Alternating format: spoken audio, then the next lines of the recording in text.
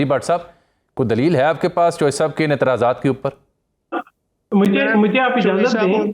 जी सैर साहब, मैं आता हूँ। सैर साहब, मैं जरा, तो अगर सैर कैमरा साहब थोड़ा सा वक्त दें, मैं जरा भट्ट साहब का नुक्ता सुन लूं। अगर आप मुझे जवाब देने दें। जी देखिए, पाकिस्तान को इस वक्त जिस किस्म के चैलेंजेस दरपेश हैं उनको सामने रख के मैं बात कर लूं जी। मार्शल सैयद आसिम मुनीर का जो एक किरदार है उसको सामने रख के एक ओहदा तकरीर दिया गया, और जो लॉजिकल था, क्योंकि जब उनको फील्ड मार्शल वो बने और वो 5 स्टार जनरल बने तो डेफिनेटली वो 4 स्टार जनरल के मातहत नहीं रह सकते थे। तो एक ओहदा तख्लीक देना था जो कि एक बेहतर कमांड सिस्टम दे, जो मिलिट्री स्ट्रक्चर के अंदर उनको वो रोल दे जिस कोऑर्डिनेशन के जरिए, जिसकी बुनियाद के ऊपर उन्हें अपने से ज्यादा वसाइल रखने वाले मुल्क को शिकस्त फाश दी, जिसका एतराफ पूरी दुनिया करती है। अमेरिकी सदर डोनाल्ड ट्रंप करते हैं, दुनिया भर में पाकिस्तान की इज्जत और तौकीर बढ़ी। तो अब मैं समझती हूँ कि जब एक अमेंडमेंट पास हुई, इजलास बुलाया गया, एक चीज पर इत्तेफाक हो गया, तो बिल्कुल वाकई इसमें कोई ताखीर नहीं होनी चाहिए। फिर ये ताखीर है, ये बिला वजह है। और वजीर आजम साहब का ये प्राइवेट दौरा भी मेरी समझ से भी बालातर है। मुझे नहीं पता कि ये प्राइवेट दौरा क्यों हो रहा है और कितना लंबा और कितना तवील होगा, मगर मैं समझती हूँ कि ये चीजें जो है बहुत डिग्निफाइड तरीके से करनी चाहिए। बिल्कुल ठीक है, बिल्कुल ठीक, एग्री। ये खामखा ये बहस का मौजू बना, हालांकि खामखा बहस का मौजू बना, खामखा रूमर्स को जन्म दिया गया, हालांकि इसमें कोई गुंजाइश नहीं थी। तरमीम हो चुकी, ओहदे तख्लीक हो चुके, पूरी कौम का इत्तेफाक है, एग्जैक्टली, और महज एक रस्मी कार्रवाई बाकी थी। ये सियासी क़यादत का इम्तिहान होता है कि ऐसे मामलात की हसासियत को देखते हुए उनको गैर ज़रूरी बहस मुबाहिसे से दूर रखा जाए। भट्ट साहब, अब आपके लिए अनगिनत सवालात हैं। पहले तो वो ये कह रहे हैं चौधरी साहब की उजड़ियाँ मसीता दे गालड़ इमाम, मुझे तो समझ नहीं आई इस मुहावरे की, वो क्यों आपको सुना रहे हैं। और दूसरा, ये जो गैर ज़रूरी ताख़ीर आपने की है ना, वो कह रहे हैं ये इंटेंशनली आप लोगों ने की है, जानबूझ के आपने की है। देखें, चौधरी साहब पे अब मुझे तरस आता है कि ये पीटीआई का खामखा ये बन जाते हैं ना कि उनको प्रोटेक्ट करते हैं पीटीआई वाले। इनसे भी इन्होंने पीटीआई को भगा दिया। इन्होंने एक बात की, सुलेमान अकरम राजा ने कहा जो मैं नाम हाई कोर्ट में दूंगा वो ही जाके इमरान से मिलेंगे, पूछे इनसे, ये इनका नाम नहीं था, ये जाके मिले। फिर इनका क्या हाल है मुझे बताएं। फिर ये उनसे भी आगे है ना, तो ये पहुंची हुई शख्सियत हो गई ना, इसका मतलब है पहुंची हुई ने जी, इसका मतलब है चौधरी साहब पहुंचे हुए ने, फैसल चौधरी साहब महिलाएं सन पहुंचे बुजुर्ग ने। पूछो सुलेमान अकरम राजा बाहर रोता रहे, मैं तेना तो ना ही नहीं लिखा, वो ये क्यों अंदर चले गए ने, पूछे इनसे ये हुआ है कि नहीं। बिल्कुल हुआ है, अपने दिल पे हाथ रख के बताएं। नहीं ये हुआ है, ये वाकया है, नहीं ये फैक्ट है, ये तो फैक्ट है जी, बिल्कुल ठीक कह रहे हैं आप, ठीक कह रहे हैं। ये वो तो मैं उनसे जवाब लेता हूँ, लेकिन दूसरा मुद्दा बड़ा संजीदा है ना जो आपके ऊपर इल्जाम लगा जी। दूसरी बात मैं बताऊं, पीएम साहब इतने हसास मौके पर 4 दिन के लिए निजी दौरा, 1 दिन 2 दिन 3 दिन 4 दिन, और फिर इस्लामाबाद जाने के बजाय लाहौर तशरीफ ले आते हैं। भट्ट साहब, ये बात तो हजम नहीं होती आम बंदे को भी। नहीं, शहबाज साहब हर साल जाते हैं, उनका चेकअप होता है। आपको पता उनके प्रॉब्लम हुई थी उनके, तो वो हर साल डॉक्टरों से चेकअप कराने जाते हैं। ये कोई पहली दफा नहीं गए, वो इसी तरह 2-3 दिन उनके लग जाते हैं। चेकअप में टाइम लिया था, वापस आ गए। और एक चीज हो गया, इस्लासी तरमीम आ गई, ओहदे क्रिएट हो गए, उसमें अब कोई वहां है ही नहीं। ये जो लेफ्ट राइट पे लोग बैठे हैं ना, ये तमाशाई बन के बैठे हैं, इनको ऐसे ही रहने, इन्होंने ऐसे ऐसे रूमर छोड़ने जिनका कोई मकसद नहीं है। ये चाहते हैं कि कोई ना कोई चीज हम देखते रहे। इन्होंने कहा ओ जी ये जो आ रहा है ना कि केपीके में ये गवर्नर राज लगा रहे हैं, बड़ा जुल्म हो जाएगा। हमने जो कहा हमने वो करना था, लेकिन केपीके के वज़ीर आला ने समझदारी की, पीटीआई ने समझदारी की। भट्ट साहब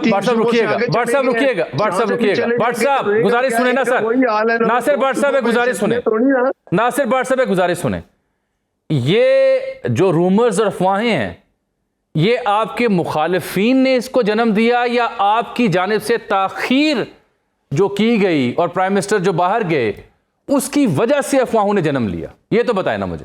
देखिए, कोई ताखीर नहीं, एक चीज तरमीम हो गई, वो पास हो गई, उस तरह के नए ओहदे क्रिएट हो गए। ये पीएम साहब जो बाहर गए वो तो अपने इलाज के लिए उनके, ये देखें ये 6-6 महीने पहले अपॉइंटमेंट ली जाती है। अच्छा, तो वो उन्होंने जाके अपने चेकअप कराया था, आगे अब इसमें कोई माम नहीं, हर चीज ठीक हो चुकी है। ये कहते हैं जी देर होगी, फलां होगी, इनको शायद अपना वक्त याद आ रहे थे जब ये सब इकट्ठे थे, तो फिर वो इमरान ने जो आदत की उसकी बाजवा मैं साइन करो। फैसल चॉइस साहब मैं थोड़ा आगे बढ़ना चाह रहा हूँ। ठीक, चॉइस साहब आपके लिए कई एक सवालात व्हाट्सएप छोड़ गए। ये भी कह रहे हैं कि ये 5 साल नहीं, अगले 5 साल भी हमारे होंगे, 10 साल। तो मुझे फवाद चॉइस साहब याद आए, on the floor of the house उन्होंने 10 साल की एल्फी का और एक सफ़े का ऐलान किया और फिर वो सफ़ा पाट गया था। लेकिन आपको लग रहा है कि सफ़ा अब भी पाट गया। वजह यह है कि असद उमर साहब ने एक ट्वीट किया हुआ है और वो उस दौर की वाक़या की याद दिला रहे हैं जब खान साहब ने एक अहम तकर्री के हवाले से एक इख्तलाफ हुआ था और उस मुलाकात के बाद मामला तो सेटल हुआ। लेकिन असद उमर साहब लिखते हैं कि पीएम से मुलाकात के बाद शाह महमूद कुरैशी और मैं एक साथ चल रहे थे। मामला बज़ाहिर हल हो चुका था, मगर शाह साहब ने मुझे कहा, असद जी दरार तो पड़ गई ना। पता नहीं क्यों आज ये बात मुझे दोबारा याद आई। आपको लगता है कि दरार पड़ गई है?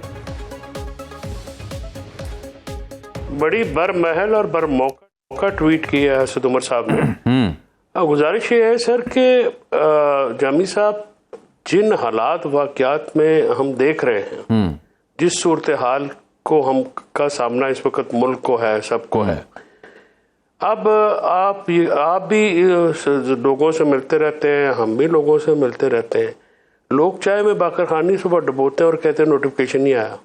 लोग जो हैं शाम को वहाँ पे थड़ों पे बैठ के ये बातें कर रहे हैं। इससे क्या होता है, एक नीडलेस डिस्कशन आपने शुरू कराई।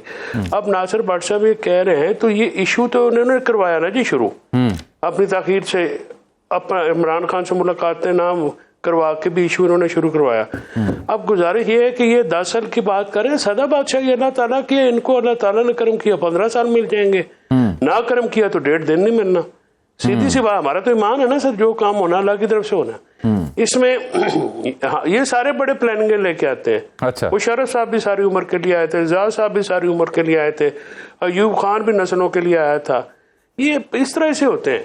ये जो मामलात उल्टे पड़ते हैं ना सर, ये पता भी नहीं लगता। और किताबों के सफ़े पाट नहीं जाते, किताबें भी पाट जाती हैं, नई किताबें आ जाती हैं। तो इसलिए गुजारिश ये है कि आप इन्होंने जी व्हाट्सएप को पूछ रहे हैं सर, पहले सुनते लो, अजय वड्डियां गल्लां भी हैं ने मेरी अर्ज से सुनने। जी चौसा बताएं। गुजारिश ये है कि भट्ट साहब, आपने जो ये काम आपकी कर रहे हैं, हुकूमत कर रही है, ये आपके गले पड़ने हैं।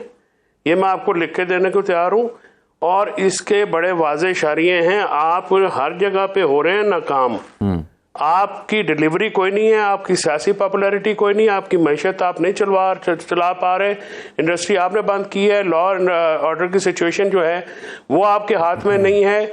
और अगर आपको पीछे से मकबूलियत वाले हट गए तो मैं आपको बताऊं कि आपको किसी ने अब ज्यादा सख्त बात मैं नहीं करना चाहता भाई साहब, आप मेरे पास ना वक्त इंतहाई कम है, आपका थीसिस आ गया ना। बट साहब मुख्तसर जवाब आपको देना पड़ेगा, बड़ी चार्जशीट लगा दी चौधरी साहब। मैं मुख्तसर बात करने लगा चौधरी साहब, मैंने ये कहा है कि हम अपनी कारकर्दगी पर, जो हम इंशाल्लाह पाकिस्तान में कारकर्दगी अपनी की बुनियाद पर, जिस तरह हमने हिंदुस्तान को दुनिया में हमारी, देखिए मैंने आपकी बात सुनी है, छोटा सा जवाब दे रहा हूँ। कारकर्दगी पर हम दोबारा इंशाल्लाह 5 साल बाद इलेक्शन होंगे, कामयाब होंगे, KPK में आपकी हुकूमत है, आप अपनी कारकर्दगी पर 0 होंगे, जिसका सबूत अब सामने है कि 13 इलेक्शन हुए, ज़िमनी 12 हम जीते, एक पीपल्स पार्टी ने जीता, आप हार गए, आप फारग हो गए। मैं इसलिए कहता हूं कि आप तीनों सूबों में भी नहीं है, यहाँ पे नहीं है।